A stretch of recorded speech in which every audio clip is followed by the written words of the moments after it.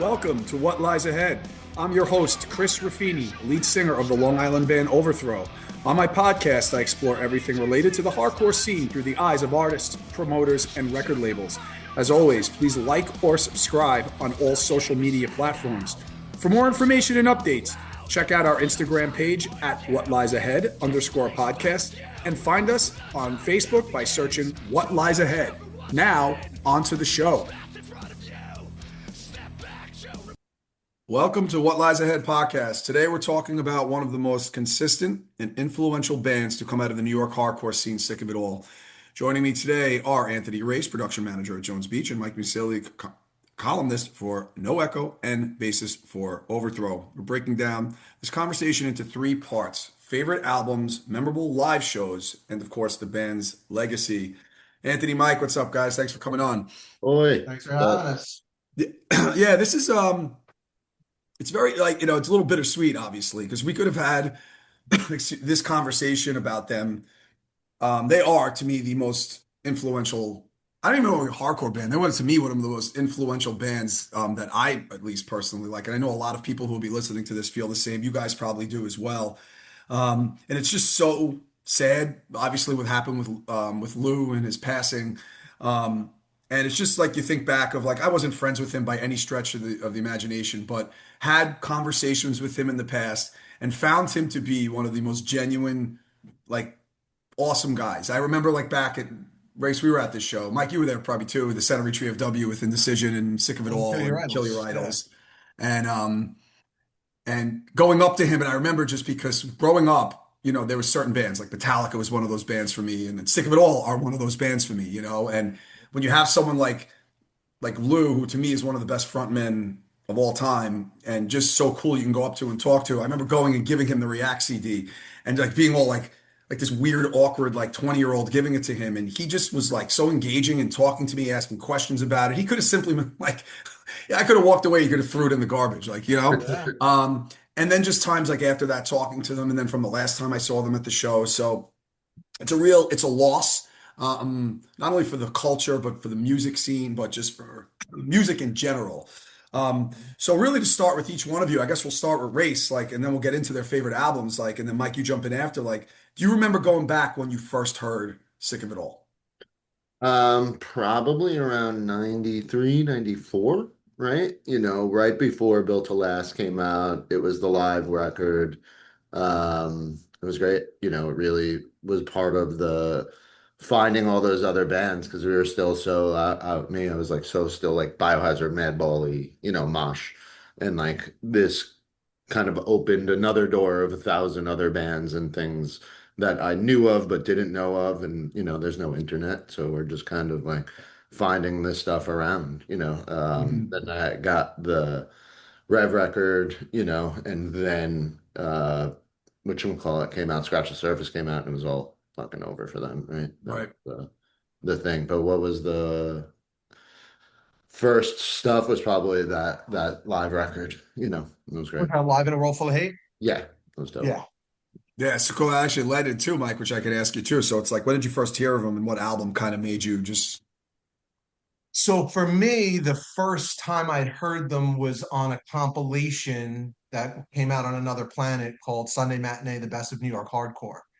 And the song on it, which is, well, I'll save that for a different part of the discussion. The song on that was Injustice System. And to say that I was taken up by the lyrics of the song, even that intro, oh yeah, sure, it's a free country and I got it right, but I got a badge. What do you, I mean, you give that to a 15-year-old that feels out of place in the world, and it's like it's over. So that was my intro to them. And then soon thereafter, when Scratch the Surface came out, I mean, that that that was a world changer for me. Mhm. And the other people in my circle that were getting into hardcore, when Scratch the Surface came out, it was like, oh my God, what the fuck is this? Because this is heavy and melodic and angry, and the lyrics are great but not obtuse. And that was the launching pad. So it was like, heard Injustice System, absolutely loved it.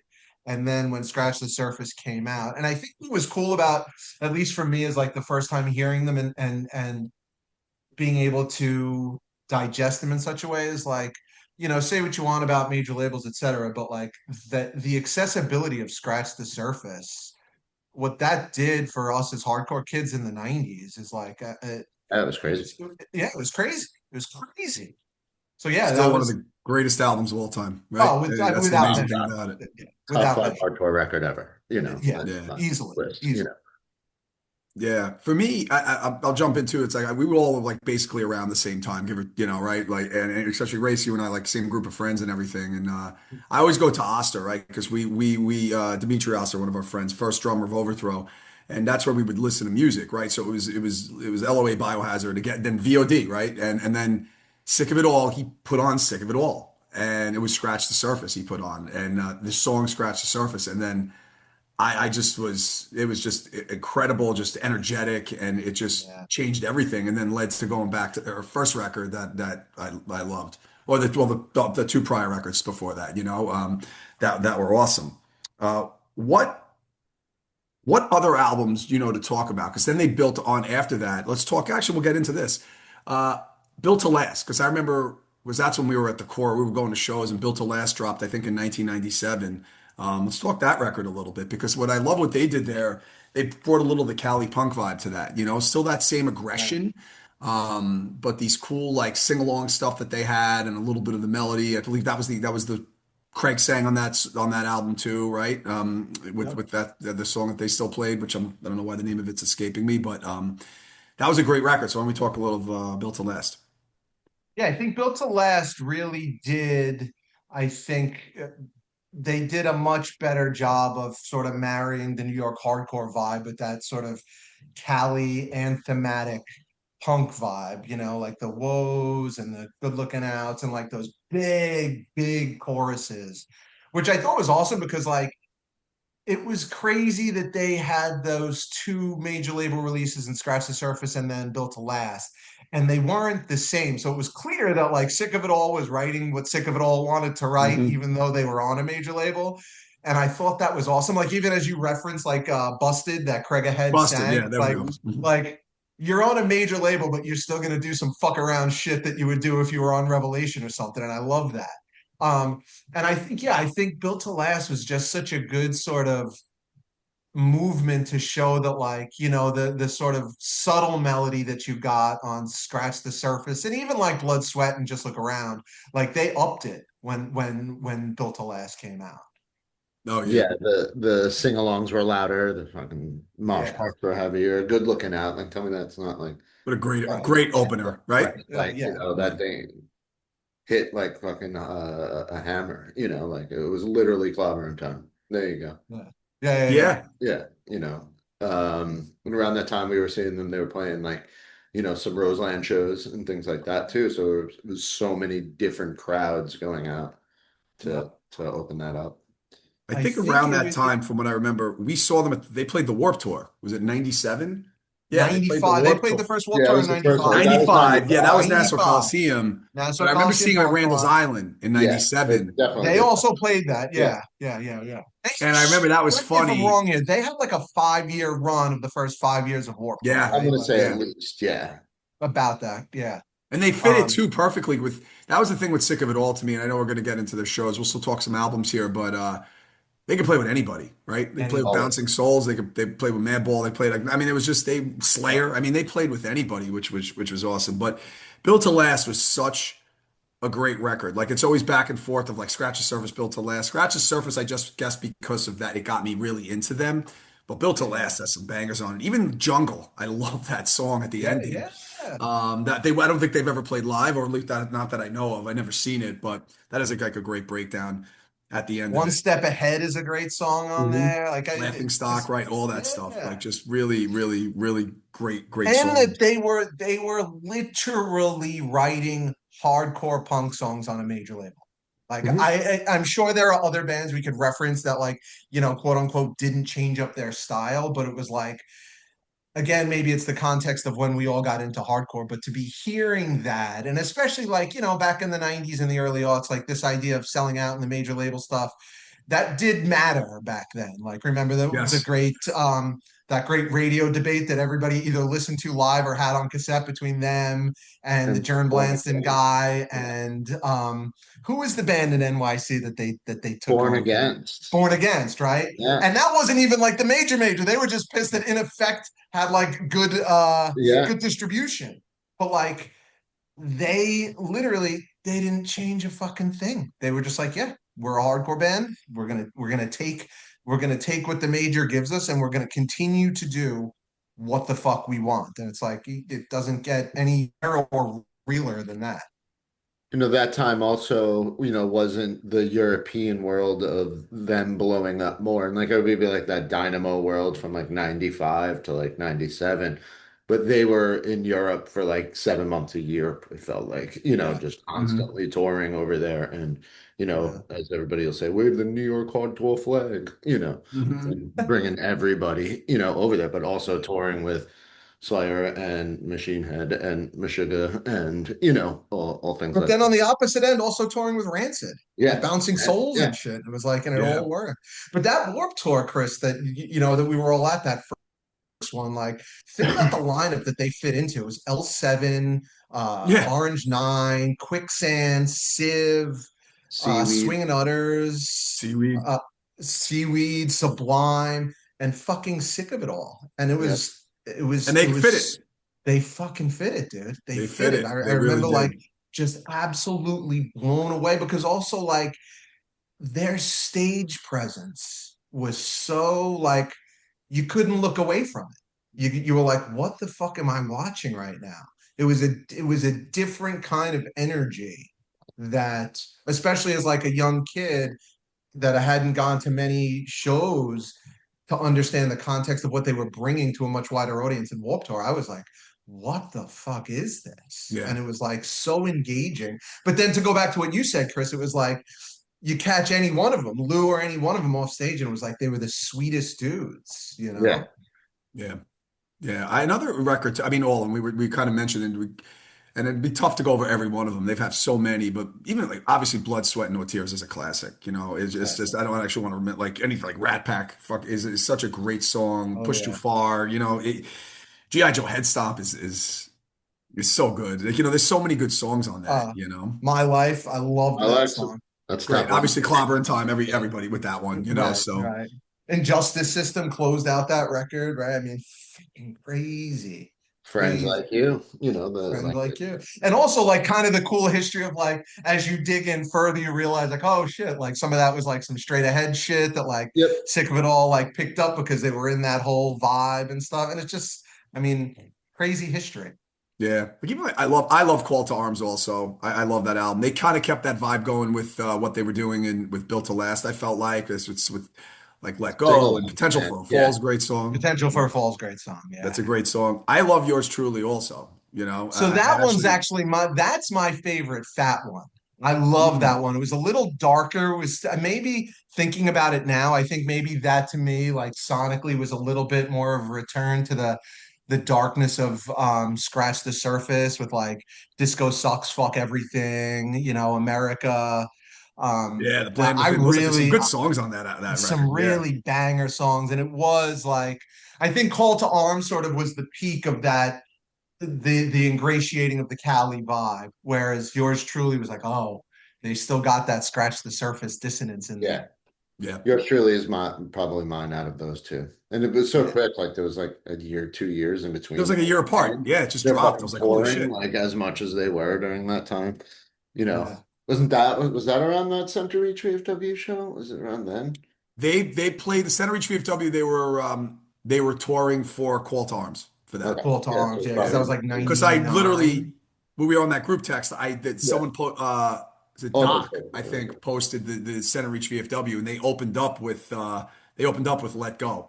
So Oh, there you go. and they played like 20 songs that night, and the energy for their set, it was awesome. We played with them for that tour as well a couple times. I remember we played the swing set on Long Island with them in Gray Area. Yep. It was a Oh, it that's was a right. great That show. show was dope. Yeah, yeah, it was That great. Deja One show was insane with Yep. them, Ensign. I forgot who some of the locals were. They opened, I think that was in between them coming off East West and heading to Fat. They they opened with some stuff off of Built to Last, but like I remember being at that show and just like the entire It was it was cool packed. because I was probably at that point that might have been the smallest venue I'd ever seen them at, which Mhm. is something to say because they're still packed probably. What do you think, Grace? Almost 1,000 kids in that venue for that? Deja, we used to still have like 700 kids, 800. Yeah, That's what I'm right. saying. But And I the code was like distinctly 250. Don't the quote me on that, but entire yeah. room is singing along with them.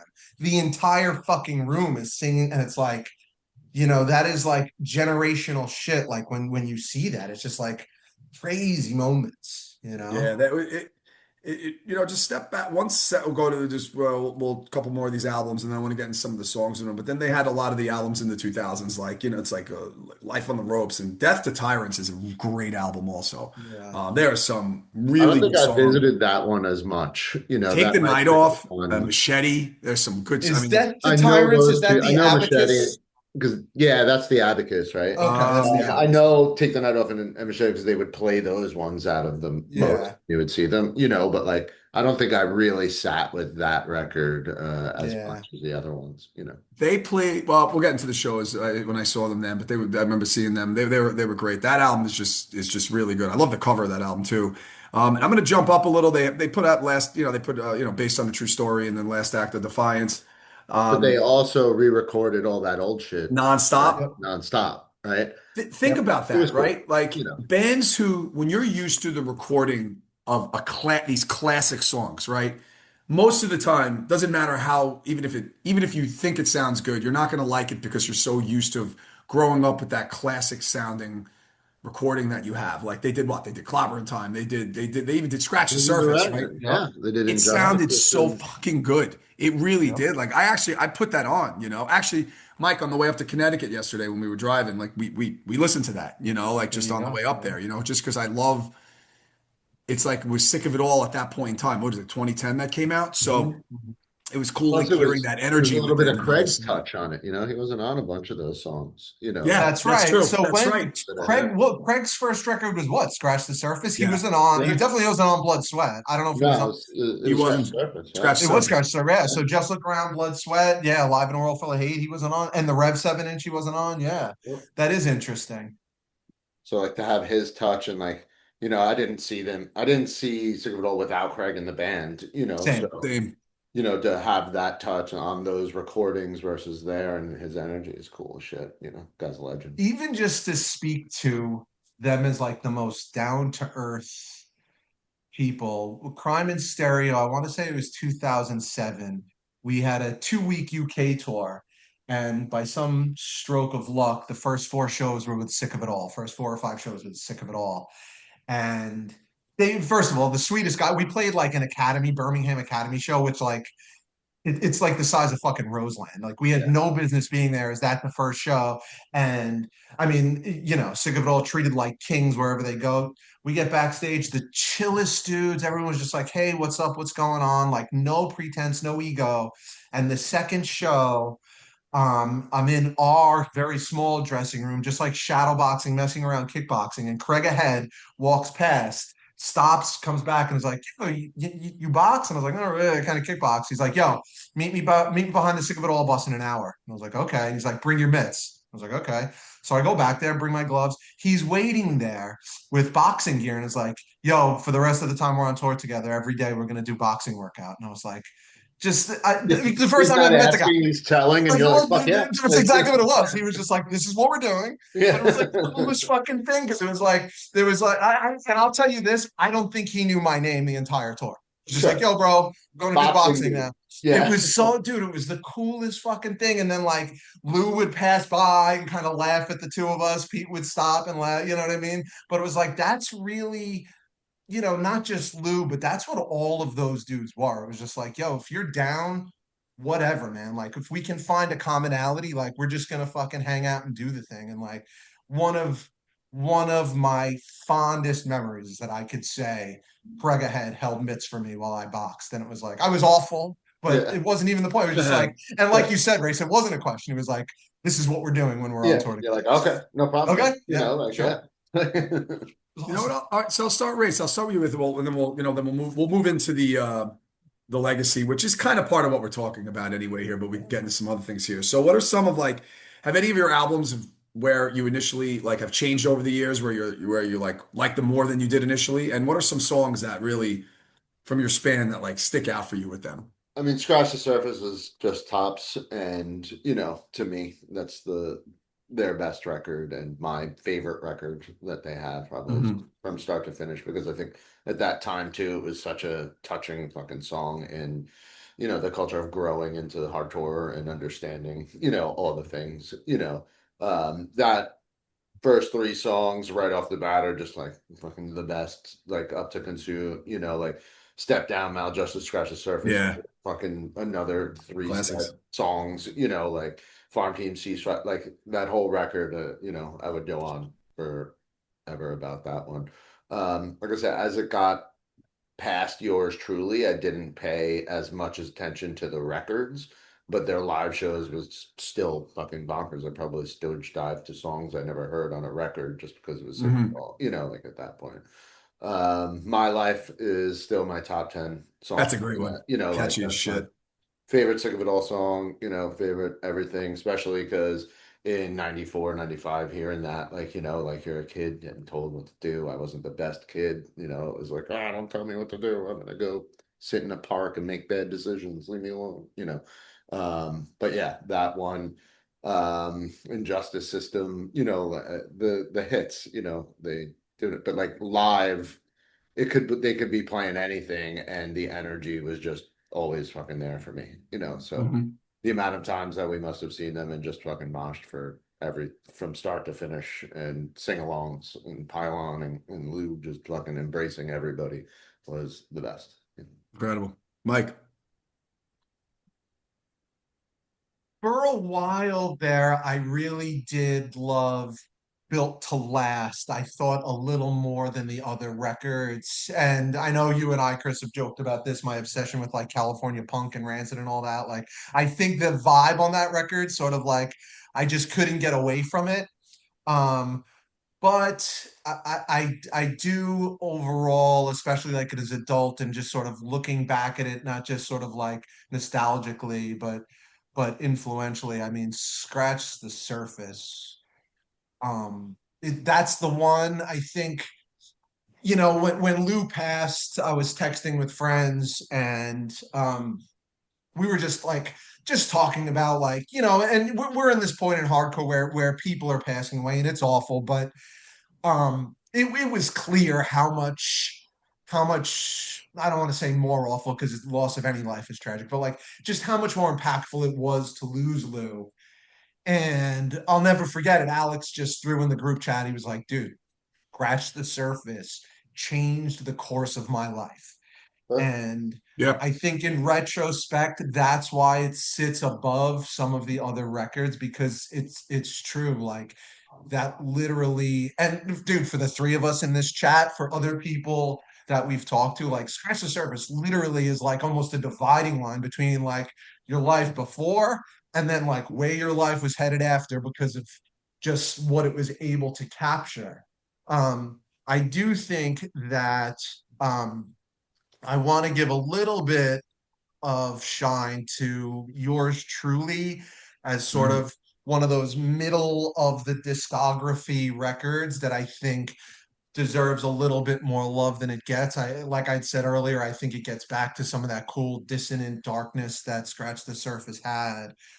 But I can't I simply I just can't say a record other than Scratch the Surface. In terms of single songs, um, and this is just sort of me, my perspective on the world, etc. Injustice System to me, again, like what I'd said earlier, like that opening soundbite, and the lyrics about trying to live in an unjust world and make yourself a better person despite the fact that the world is completely fucked. That resonates with me to this day, and I think that is probably my single favorite song. Race, I feel you on the my life thing, because I was the same way. Like it was like, Yeah. so like not to be anything, like I didn't have the worst life growing up. You know what I No, mean? Like not I at was, all. It was my you know, undoing. It was my bad decisions to make my right. It life, was all, you yeah, know. like, Yeah. and no pun intended, of course I was maladjusted, but at the same Yeah. time, it was like just the simplicity of those lyrics. You were like, yes, everybody does fucking tell me what to say. I want to Yep. do it my way. You know what I mean? Mhm. But I think also off like Scratch the Surface, like first of all, the title track with it just a, and what was the song? What was the song where it would end? It ended with the anvil, but Oh, it live he just would kept go, going. but Yeah. live he would do the hip hop lyrics over it. Oh, yeah. Do you know what I'm talking about? I You do it to don't. jungle. God, I'm sure if I heard and he it. would like, Oh, that one. Yeah, you know. anyway, that I loved how live they would do that song too. Um, but yeah, I mean, Goatless, huge one. Step Down, like, dude, Step Down. You don't want to fucking, nobody wants to say it, but like, Step Down taught a lot of us how to fucking mosh. That And That video, that right? video, video taught us how to fucking classic mosh, video. dude. Like, it's a fucking classic video. Like, so yeah, I gotta go with Scratch the Surface at the top. Yours truly is my sort of underdog, and Injustice System single favorite track. Yeah. I'll agree. I agree with, I mean, everything you said. I mean, obviously, I'm gonna pick some. There's some random ones that I love that that I love from not random ones, but they have a lot of deep cuts. I wouldn't call this one a deep cut, but I love Goatless Yeah. on Scratch the Surface. I wouldn't even call that a deep cut. Maybe that gets played out sometime by Overthrow as a respect to them because that song is so goddamn good. Hopefully, we can live up to anything of that. Yeah. I'm gonna give love to their last album they put out. I think Wake the Sleeping Dragon was awesome album, and I love Yeah. Hidden Vision. I I think like that's the such a layout of that record too. oh so cool. Like Dragon it's wrapped such a around the great record. city, I like the you layout, know. but um, let's now. We've been talking about we've been bringing up their live shows now. Let's kind of get I to want to bring up one record. that. 20 years ago, they had a tribute record already. You know, like Is that that came out in true? 2007. Yeah. You know, That's Holy right. cow. 20 that was years that ago. long ago, you know, so, and they kept playing another fucking 18 years, 17 years, Man. right? You know, like, so It's amazing. that's That's insane. it. You So, know, Race, that's an interesting way to like put the math on it. It's like yeah, 20 years ago you they know, had a tribute and they were still fucking still touring. fucking going with the best live show, putting out fucking Yep. records, like Yep. an unstoppable energy. Like, you know, Yep. it's just, they were sick of it all, man. So Yeah. we talked a little about the shows. You just couldn't help doing it while we were even talking about the albums. Let's get to the second part of this about like shows and like live memories of them. Um, and the one word I can bring up to sum up Sick of It All is energy. The Mm. energy of that, all of them, all four of them on stage.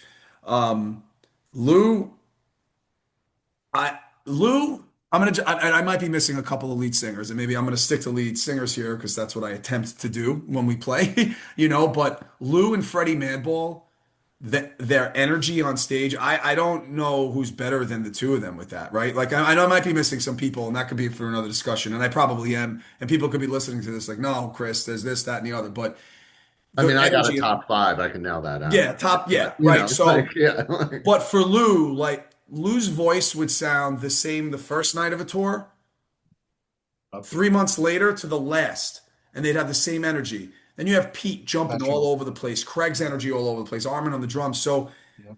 and it was just like, in fact, it was just was. It was just, it just, you didn't need to get everybody Infectious. going because their music was so fucking Infectious. good, but it was infectious the way they were, and they knew how to work any crowd. And to me, it didn't matter if they were playing in front of 1,000 people or 300 people.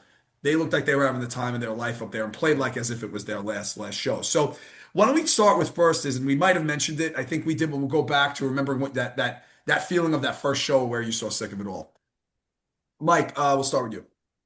So the first time I saw Sick of It All was 95 Warped Tour. Hmm. And what was crazy was I had very little context. Like I said, the only song I'd really heard before that was Injustice System. I don't actually even, I don't remember them even playing that song, but like, um, I remember like they just had a different aesthetic than the other bands.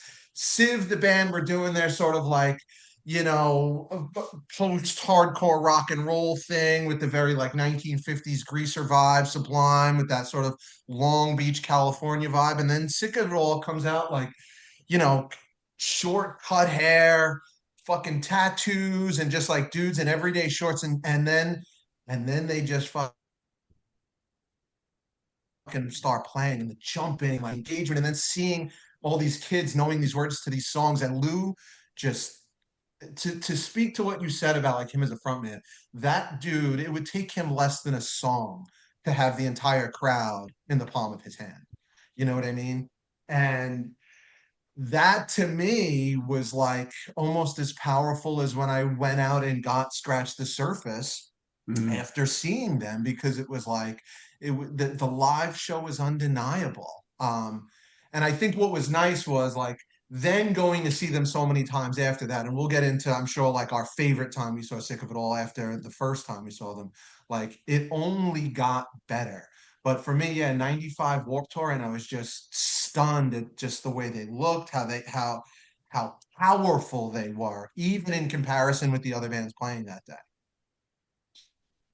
Race. I don't remember if it was the Roxy or Wetlands we saw him before that show, but the that was one, and then the Warped Tour show really being the one that was just everybody was there. It was just Yeah. the funnest show that I can Yeah. remember that sticks out, that really cemented them to me. Like, was it where was it? We saw them one other time before that, Tristan. Like, I don't remember if it was where it was from there. Somewhere. Yeah, I remember the Warp Tour. I Yeah, the don't know. 90. It might have been the Wetlands. It was Did like, you guys see them on the New Titans on the Block tour, or was that too young? You guys were too young no, I for don't that. No. remember seeing on. That's like the Okay. yeah. That was like Sacred Reich, Yeah, Sepultura. I Yeah. remember the And fucking again, right, as we were fire in the talking No about, Choice. they fit right in to Yeah, that. Napalm Death, and they Sick of It All fits right the fuck in. yeah, Yeah. and then the next 3 years later, it's Pennywise. And it's still like Right, that works. Like all right, right, Yes. right. because they just had it there. But yeah, that 94 to 95 year was just it, right? That video record was out, video was out, like it was just Yep. the fun Yeah. it did. But that Warped Tour show song definitely fits it, like as the top one then. Yeah, so let's talk a little about too, like best show, we've ever seen them play. And like, look, we're gonna go back to the 90s for this. I'll actually, I want to start with, there was a couple. They closed the PWAC. Remember that? That's Them and right. Silent Yes, Majority. they The did. Them They and Silent were Majority. so Last good show. that night. And I remember walking Overcast played out, that show too, I and I think. remember us walking out and Lou yelling, "Goodbye, PWAC," like with that voice of his, that raspy voice. Deja One, Mike, you were talking about that. I remember that being like so incredible seeing them there. And I remember us all talking about that, like, how the hell are they gonna fit all these people in there? They did, they figured it out. They were so good. And you're right, the sing-alongs and the energy to that. I'm gonna jump up because I was thinking about this. The last time I saw them, and I'm like, I think it was like 2018 at the Paramount with Life of Agony, and they were, as usual, as good and as energetic as they were when I saw them in 1995 or six or seven or eight, not whatever it was. So that one was just because, like, thinking back, like I really think, yeah, I think that was the last time I saw them. I didn't see them when they did their anniversary shows when they played. Then they do like Queens, Brooklyn, the city. I didn't get to go to that. Yeah, yeah, yeah, Yeah, yeah. Then there's I another saw show they the did. one that was in Queens at that bar that's not there anymore, and the Mhm. lightest Yeah. one was it In Blackthorn? like Elmhurst, Queens or something, right? Yeah, yeah, it was right off 25 So it's Yeah. hard to like find one show, but those three really like stuck out to me with that amongst others. The Center Reach VFW show was great. We've seen it many times in the city. The Roxy in the city was great. But Mike, what's your favorite time? Like really like that sticks out some shows. The one that sticks out to me was we, like two carloads of us, went to go see them at the Roxy in Manhattan. It was Sick of It All, VOD, Snapcase, AFI, and Ensign. Exactly. It was, dude, it was bonkers. And That was a good show. dude, it was such a good show. And what was so crazy was Alex and I had just been really getting into AFI. So we were psyched to see AFI, and they were wonderful. And then we're like, during Snapcase, we're like, is that Davey Havoc moshing for Snapcase? Which was kind of crazy. And then as Sick of It All's on, you have Daryl from Snapcase, Davey from AFI, Tim from Ensign, all these dudes in the bands that played the show moshing for Sick of It All. And it was like one of those moments where you're like, holy shit, this band really is like, they are the fucking kings. Cause like all these other bands that were huge and crazy are like, not bending the knee isn't the right term, but it was like just they couldn't help but be a part of the crowd too. And it was something about like the stage and just I remember being in the back for a couple of songs, and it was just it felt like it was 5,000 kids. It was probably 1,000 kids, but it was just like it looked like an ocean where it was just Mm. waves of like mosh and sing along and Lou smiling the whole time. It was just like that to me is probably my favorite Sick of It All show. And that's not to say, having seen them later, because I think you're right, Chris. Any show you're lucky enough to have seen Sick of It All on, they will at least look like it's one of the favorite shows they've ever played. Mhm. I remember seeing them with Agnostic Front in like a very small venue, which was the last time I'd seen them. It was like a 200 cap room in Manhattan. And even then, like they just put on a great show. But for me, yeah, that Roxy show with Snapcase, VOD, AFI, and Ensign was amazing. There's also like a bunch of like crazy donkey shows they played, That's right. that Yeah, Yeah, I saw them with H2O there. that's That was a good right. Yeah, yeah, show. yeah. That's right. those were fun. Like That was the a good show. That was late the Death, I 2000s. believe, the Death for Tyrants tour. Death Yeah, to I think Tyrants. so Yeah. too. But like every time I would Death either to- A, have a show with them or go see them, I like countless times would think this is the best live hardcore band ever. So Yeah. Yes. Like your show. It's still they're yeah, still the best live it hardcore doesn't band. Yeah. matter. Like we were talking about like his Lou's World. Like I really think it's again, this is opinions, right? It's for me, it's Lou, Freddie, Roger, Ray, Sid out of the New York conglomerates of Mhm. those frontman world. Mhm. I think Lou Right. is the purest form of a hardcore vocal. Just like Yeah, that voice, like it's he's screaming, it's aggressive, but you can understand the lyrics perfectly, which like no one has been able to replicate yeah. since. And I look back at Um, shit and I'm like, yo, I had a rat tail in 91, in 91 too, but like I just didn't listen to Zig all yet. yeah, it wasn't as cool as Lou Yeah, it Koller at the wasn't as time. cool, but like Yeah. it was But So, I think I would have to put Jimmy Gestapo in there just for like, yes. Yeah, the sort of you're the right. comedy of it all. But like, if you're talking about like learning how to be someone in a band that's you're going to be in a hardcore band, but you're going to understand how to deliver a performance to people, it's got to be Lou at the top. How could it not be? What was the thing they used to do with the wall of death, right? Like how he would yeah. set Yeah, that it's up, like split the room. And then like yeah, think about the bands that would do that after it, like Lamb of God does it, like so many right, bands would continue right, to do that. yeah. You know who So, didn't do yeah. it? Mob e- Deep. Mob I'll talk quick Deep. with the live shows before we Watch get that into. dragon, boy. Yeah. Yeah, another thing that Lou used to do before their like at their shows, and that was like such a like a great like way to get you invested into them and the set, to talk about their energy, and then I'll get no, then we'll end off with their legacy and stuff, even though in a way we've been talking about it, but and that got me like my old ass into like I don't mosh as much as anymore because I'm 48. I'm afraid and I don't want to like get hurt, and that's exactly what happened to me during Sick of It All at the Paramount. Don't want to mess with that beautiful face. Ah, thank you. Come on. So I they played the Paramount, so that Paramount show, which I think was the last, and they come out with the feedback, and then he comes out with that voice and that energy. Let's let the games begin, and you're just like, I remember we were in the back at the Paramount, and I was talking to like Brian Klein and my friend Mike and Thomas was there, Anthony, like we were all hanging out, and I ran up to the like into the middle, like again, like I was 18 again, and I wasn't though because I was in my 40s, and I was like, let me go around. I'll go around the sides and I'll be careful, and then I messed my ankle up naturally. 15 seconds in, it was amazing. It was like it was, but him doing that when he starts with that, it's just such like it's just like again the energy of what they captured live. It was incredible. you know.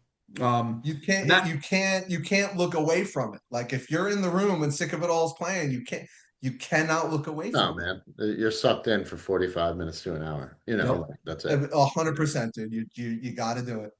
But So that's how I yeah, so let's remember get. those shows that you were saying where it was like we're playing every borough or whatever it was. That's what they did in Yeah. the Queens and the Brooklyn one, and sets were still kind of different. The hits were, of course, the hits, but the energy and all of them were just constant. Mhm. That's it, man.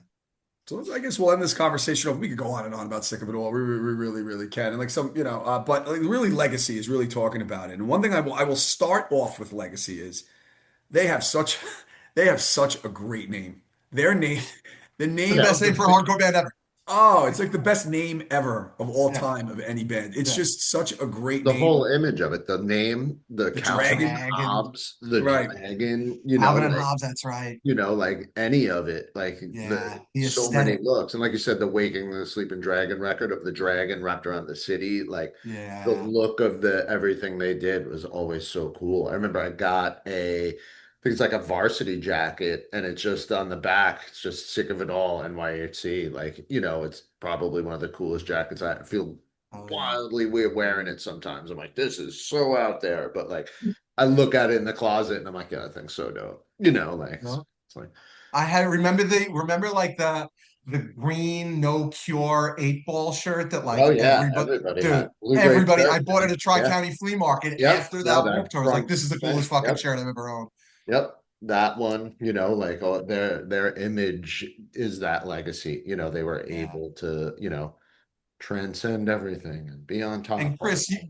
Chris, you and I have talked about this. Um, Wearing Sick of It All merch, out in front of civilians and normies, and they love it too. I'll never forget this. Mm. Lou Harding and I, Lou, rest in peace.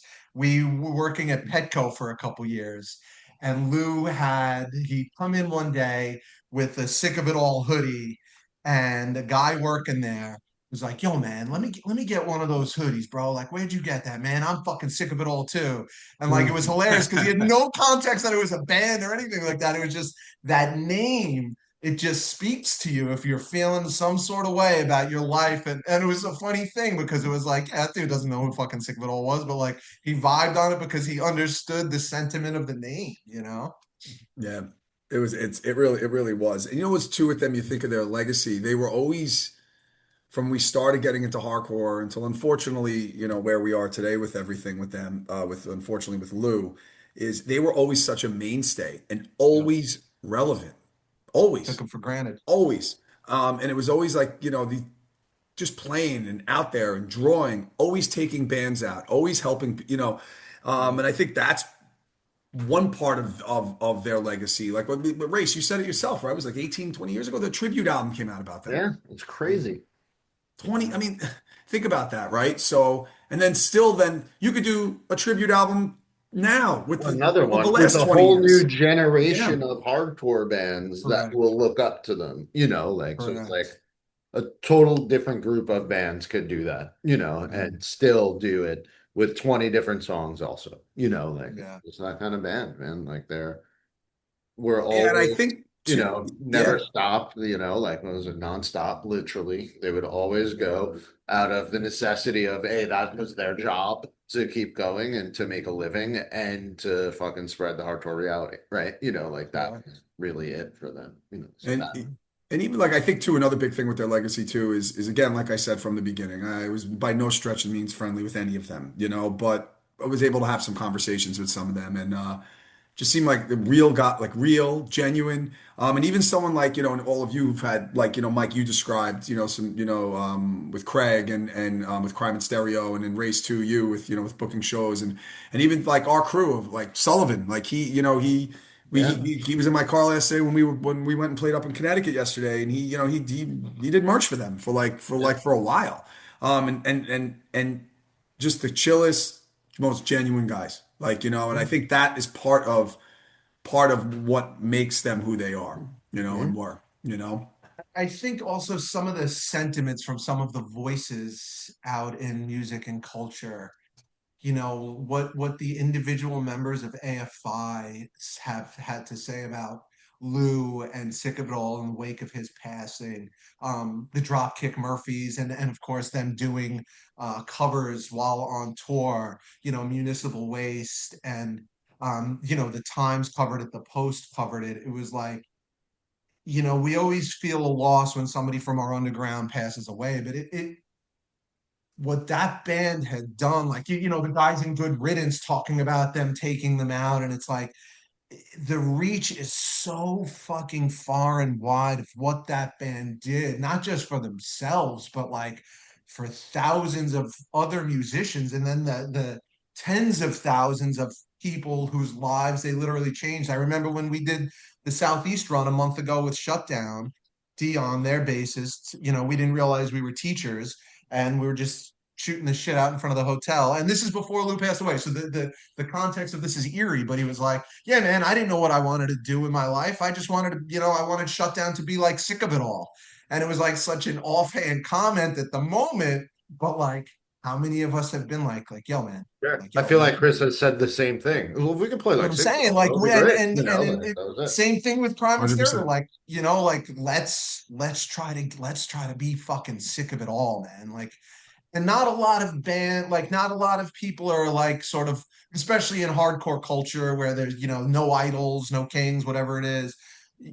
You don't put bands on a pedestal, but I think everyone just always sort of knew it was like, if there's one band that's going to get the crown, it's going to be Sick of It All because of what they've done for everyone. You know what I mean? Whether it's people that have never met them or people that have toured with them for decades, like that legacy it's just unfucking touchable. Yeah. One thing I remember we were talking shows. I remember I didn't go to it, but remember they did, and you guys correct me if I'm wrong. They believe they played the Meadows in Brooklyn maybe a few years ago, and they took requests for the set list from, always reinventing themselves and It's took crazy. requests from the fans of what they wanted to hear. And it was cool. They were showing the votes. I went in too. I was voting and I couldn't make the show, but they streamed it. So I remember Oh, that's taking it cool. because I couldn't go, but I came back from where I was. I went to my house.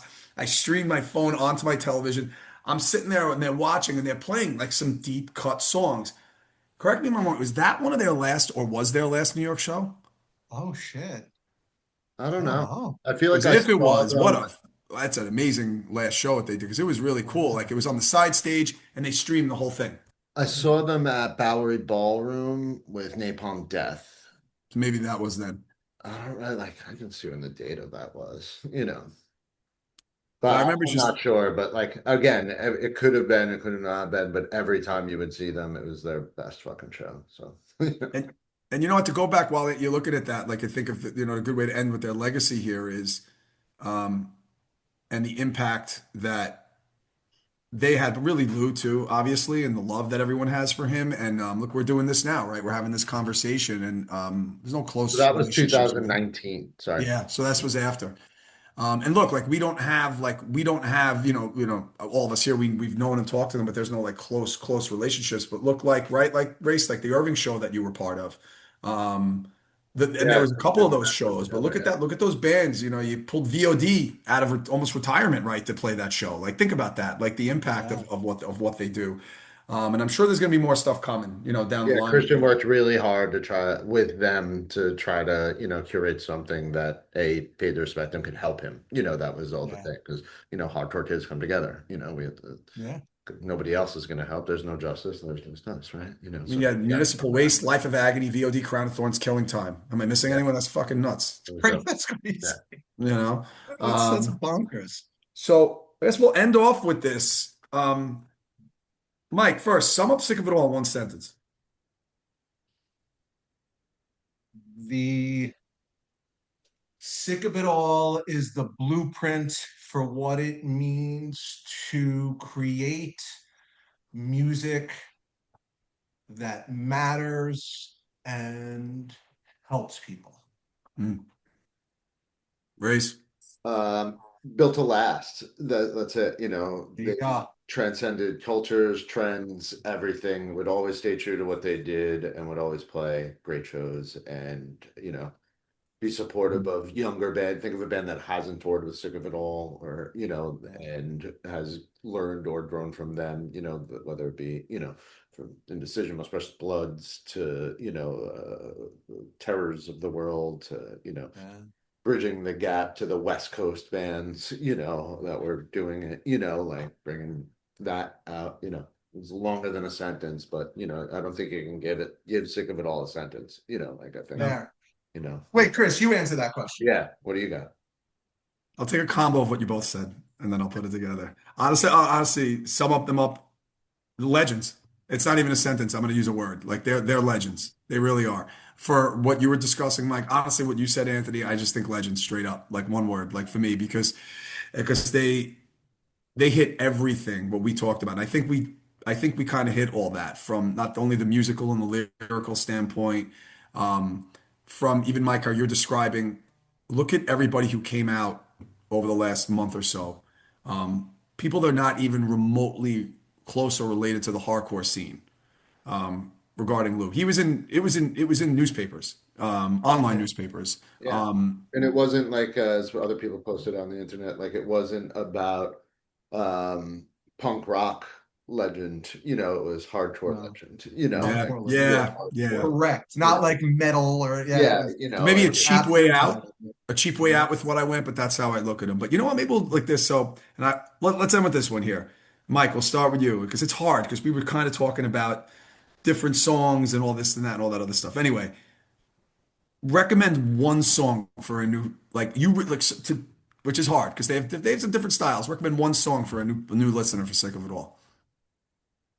I'm gonna go with, even though Injustice System is my favorite song, I'm gonna go with Step Down Ah, because I mine think too. there is enough like melody and catchiness to it that if it's a new listener, I want them to be able to like have a soft landing while also like, and this is fucking, when you talk about legends and Delta, this is the fucking genius of that song. Like that song is like, like no fucking posers. This is what we do. And yet they do it so catchy that like you almost don't even realize it.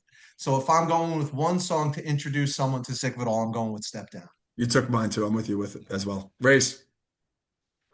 Um, I'm gonna say My Life, because again, that song hit so hard in that 93, 94 world of like coming into our own, whether it be high school and seeing things and finding this culture and understanding it. That's it for me. Well, all right, guys. This What some about ends yours? this. Yours was Step Mine's Down. was Step Down. Yeah. Yeah, I think, and I was.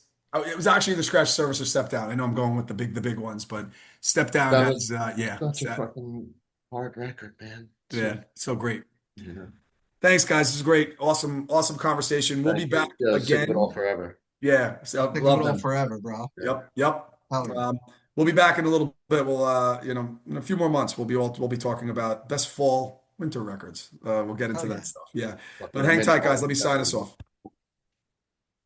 Thank you for listening to the What Lies Ahead podcast, which is available on all streaming platforms. Go save the What Lies Ahead podcast playlist on Spotify that features all bands that were on the show. For more information on future episodes, you can go to my Instagram account and follow at What Lies Ahead _podcast and on Facebook by searching What Lies Ahead. See you on the next episode.